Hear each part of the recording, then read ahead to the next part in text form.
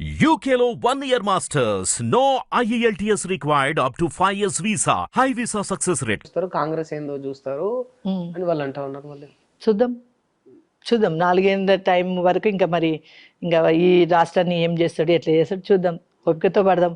4 ఏళ్ళు ఉంటుందా, ఏడాది ఉంటుందా, గవర్నమెంట్ ఎట్లుంటుందని చూద్దాం. అవకాశాలు ఉన్నాయి మేడం, పోయే అవకాశాలు గవర్నమెంట్. నేనేమంటున్నానంటే 4 ఏళ్ళ ఏడాదా ఏంది, దేనికి శాశ్వతం ఏం లేదు. ఎప్పుడు ఏ నిమిషం ఏమవుతుంది అనేది ఎవరి చేతులు ఏమన్నా ఉంటుందా? మనం దేవుళ్ళమా? కాదు కదా. ఏం జరుగుతుంది చూద్దాం. నేను ఎప్పటి నుంచో అడుగుదాం అనుకుంటున్నాను మేడం మిమ్మల్ని, అంటే మీ పర్సనల్గా మీరు భారతీయ జనతా పార్టీలో జాయిన్ అయ్యారు కదా, అంటే ఏదో పార్టీ సిద్ధాంతాలు లేకపోతే డెవలప్మెంట్ పరంగా ఇట్లా జాయిన్ అయ్యారా, లేకపోతే హిందుత్వ ఎజెండా తోటి అట్లా జాయిన్ అయ్యారా? మేము 2013లో జాయిన్ అయినాం. నేను సోషల్ టాయిలెట్స్ కొరకు అనేసి కూడా పెద్ద ఎత్తున హైదరాబాద్లో 23 కాన్స్టిట్యున్సీలలో పాదయాత్ర చేయడం జరిగింది. ఫస్ట్ నుంచి కూడా ఏదైనా ఏదైనా సమస్య ఉంటే దాని మీద ప్రశ్నించడం. ఎందుకంటే మా ఫాదర్ వచ్చేమో యూనియన్ లీడర్ హస్బస్టర్ ఫ్యాక్టరీకి, మా హస్బెండ్ వచ్చేసేమో విప్లవాల నుండి వచ్చిన ఆయన. అంటే ఆటోమేటిక్గా నాకు కూడా కొంత ఎప్పుడు కూడా ప్రశ్నించేటువంటిది, ఇప్పుడు కూడా అదే అనమాట నా తత్వం, ప్రశ్నించడమే. ఎవరన్నా కానీ ఏదన్నా కానీ అది తప్పు అనిపిస్తే నేను ప్రశ్నిస్తాను. అది వాళ్ళు నన్ను యాక్సెప్ట్ చేస్తారా, నాకేమి మెచ్చుకుంటారా, తిడతారా, ఇవన్నీ నాకు అవసరం లే. నేనుండే తీరే నేను ఉంటా. ఎవరి మెప్పులో ఎవరి అవసరాలు నాకు లేదనుకుంటా. నాకు నేనుగానే నా వ్యక్తిత్వంగా నేను గొప్పగా ఉండాలని నేను కోరుకుంటా, అంతే. అట్లా సోషల్ టాయిలెట్స్ కొరకు ఇది చాలా తీవ్రమైన సమస్య అని ఆ టైంలోనే మేము పార్టీలోకి కూడా రమ్మని చెప్పేసి కిషన్ రెడ్డి గారు కావచ్చు, లక్ష్మణన్న కావచ్చు, వీళ్ళందరూ పిలవటం జరిగింది. వేరే ఇతర పార్టీలు కూడా పిలిచారు, కానీ ఇందులోకే పోదాం. ఎందుకంటే రానున్న నా హస్బెండ్ది కూడా చాలా చాలా విజన్ ఉన్న వ్యక్తి అనమాట. తో పాటుగా చాలా ముందు చూపు. అసలు రానున్న రోజుల్లో నరేంద్ర మోడీ అవుతారు, దేశానికి అద్భుతమైన పాలన భారతదేశానికి అందిస్తారు అనేది ఆయన యొక్క అనాలిసిస్. కాబట్టి నన్ను భారతీయ జనతా పార్టీలోకి వెళ్ళమని చెప్పింది.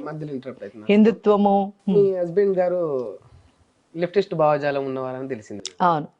మరి ఎట్లా సెట్ అయింది మేడం? అవును. ఇప్పుడు అంత్యోదయ ఏంది, అంత్యోదయ మీనింగ్ ఏంది?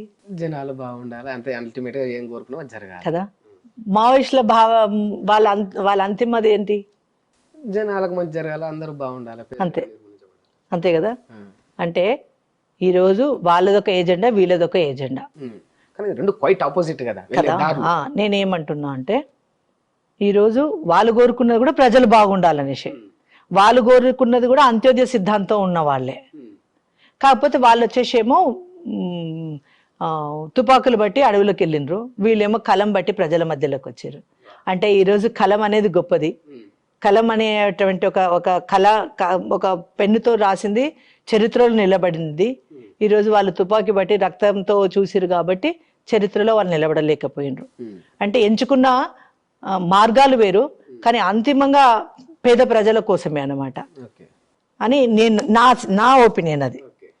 కాబట్టి మా హస్బెండ్ కూడా దీన్నే బిలీవ్ చేస్తున్నాడా మేడం ఇప్పటికే? 100%. అంటే ఈ ఏదో మార్పు కోసమే తప్ప హిందుత్వ భావజాలం లేదు. హిందుత్వ భావం ఎందుకు ఉండదు? నేను హిందూ బిడ్డగా హిందుత్వ భావం 100% అది కూడా ఉన్నది. అరే అదెందుకు ఉండదు? భలే చెప్తావు. హిందుత్వ భావం లేకపోతే నేను హిందూ బిడ్డను ఎట్లయితా?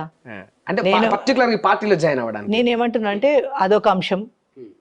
హిందుత్వవాదం ఒకవైపు అయితే, మంచి పాలన, మంచి దేశానికి రేపు ఒక ఆణిముత్యం లాంటి ఒక నరేంద్ర మోడీ ప్రధానమంత్రి అవుతాడు. ఆయన అడుగుజాడల్లో మనం నడిస్తే మనం కూడా గొప్పగా ఉంటామని చెప్పి, అంటే ఈరోజు ఒక తులసి వనం లాంటి ఒక భారతీయ జనతా పార్టీలో నేను ఒక తులసి మొక్కగా ఉండాలన్న ఆశయంతో నేను రావడం జరిగింది. సరే మేడం, అంటే మీరు హిందుత్వం గురించి చెప్పారు కనుక, కాకపోతే భారతదేశం మొత్తంలో మీ భారతీయ జనతా పార్టీ పైన ఉన్న ఒక ముద్ర ఏంటంటే, అసలు ఈ బీజేపీ నడిచేదే ఈ హిందూ ఎజెండాతోని, హిందువుల పైన ఈ సెంటిమెంటల్ గా అంతే తప్ప ఒకవేళ ఇది లేకపోతే మనుగడ లేదు మీ పార్టీకి అంటారు. ఇప్పుడు హిందుత్వం మీద నడుస్తుంది భారతీయ జనతా పార్టీ అంటే తప్ప? హిందూ దేశంలో పుట్టినప్పుడు హిందుత్వవాదం తీసుకుంటే తప్పేంది? ఒక రిలీజన్ ఎత్తుకోవడం ఎంతవరకు? నేనేమంటున్నా అంటే ఈరోజు ఇంత పెద్ద ప్రపంచంలో ఉన్నదిలో ఒకే ఒక దేశం, హిందూ దేశం, భారతదేశం. ఈ దేశంలో పుట్టి, ఈ దేశంలో హిందువుగా పుట్టి హిందూ అని చెప్పుకోవడంలో, హిందూ కోసం కొట్లాడడంలో, హిందువు గురించి బతకడంలో, హిందువుగా బతకడంలో ఇతరులకున్న బాధ ఏందని నేను అడుగుతా. అసలు దీని గురించి చర్చ ఎందుకని నేను అంట. నీ ఇష్టం, నువ్వు క్రిస్టియన్గా ఉన్నావు ఉండు, నిన్నెవరొద్దు అంటున్నారు. నువ్వు ముస్లింగా ఉన్నావు ఉండు, నిన్నెవరొద్దు అంటున్నారు. కానీ హిందువుల మీద ఎందుకు పడి ఏడవాలి అంటున్నా. హిందుత్వ వాదం గురించి ఎందుకు మాట్లాడాలి అంటున్నా. స్పెషల్ గా బీజేపీ వాళ్ళు దేవుణ్ణి రాజకీయాల్లోకి లాగుతారు కనుక ఈ రకంగా మాట్లాడతారు అనేది ఇప్పుడు నేనేమంటున్నా దేవుణ్ణి రాజకీయం చేస్తున్నారు, దేవుణ్ణి ఇట్లా చేయట్లేదా మేడం? నేనేమంటున్నా అంటే అరే నేను అడుగుతున్నా, చేయట్లేదా? చేయట్లే. మేము మా దేవుళ్ళని మేము చెప్పుకుంటున్నాం. రాముడి గురించి చెప్తాం, కృష్ణుడి గురించి చెప్తాం, దుర్గామాత గురించి చెప్తాం. మా దేవుళ్ళ గురించి మేము మాట్లాడొద్దా? ఒక ఇంటికి పోయి ఓటు అడుగుతాం మేడం. అవును. అమ్మ నేను ఈ పాలన చేస్తా, నాకు ఒక అవకాశం ఇవ్వండి అని ఒక ఓటు అడుగుతాం. అడిగి జై శ్రీరామ్ 100% అంతా హిందుత్వం, నేనేమంటా అంటే జై శ్రీరామ్ అని ఇప్పుడు కూడా ఈ రకంగా చెప్పడం. నేనేమంటున్నా అంటే నేనంటే ఇప్పుడు కూడా అంట జై శ్రీరామ్ అనేసి, జై శ్రీరామ్ ని జై శ్రీరామే అంటాం. ఇది ఎందుకంటే మేము హిందువుగా మేడం. కానీ పర్టికులర్ గా ఓట్లు అడిగే జనాల దగ్గర రిలీజన్ ని ప్రేరేపించడం వల్ల నేనేమంటున్నా సరే వాళ్ళకు కూడా ఆ ఫీలింగ్ ఇప్పుడు అట్లా చెప్పిరా జై శ్రీరామ్ అనేది ఎవరమైనా అంటాం, అది జెర్సీ పక్కన పెట్టేద్దాం మనం. కానీ మన హిందువులకే ఓటేయాలి ఇటువంటి చెప్పడం చెప్తే తప్పేముంది అంటున్నా. ఏమన్నా ఆదివారం రోజు చర్చిలు పెట్టేసి అందరినీ పోగు చేసుకొని వాళ్ళకు పేద వర్గాలను పిలుచుకొని ఇంత కమ్మటి భోజనం పెట్టి వాళ్ళని మాయ చేసి క్రిస్టియన్ మతంలోకి లాగుతున్నారు. అట్లా మేము ఏమైనా చేస్తున్నామా? ఒక మాటే కదా జై శ్రీరామ్. ఇది నేనేమంటున్నా అంటే అమాయకమైన ప్రజల్ని మోసం చేస్తున్నారు. హిందూ అమాయకుల్ని మోసం చేస్తా ఉన్నారు. క్రైస్తవులు చేస్తున్నారు.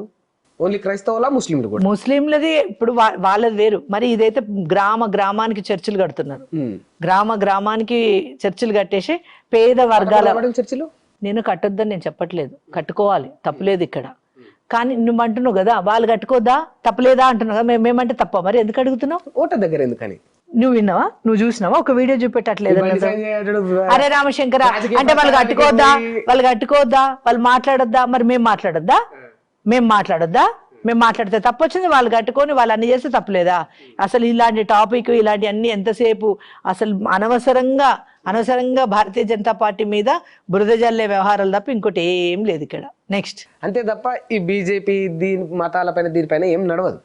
నేనేమంటున్నా అంటే మతాలను రెచ్చగొట్టేటవలసిన అవసరం మాకు లేదు. భారతదేశంలో అందరం కూడా సమానులమైనటువంటి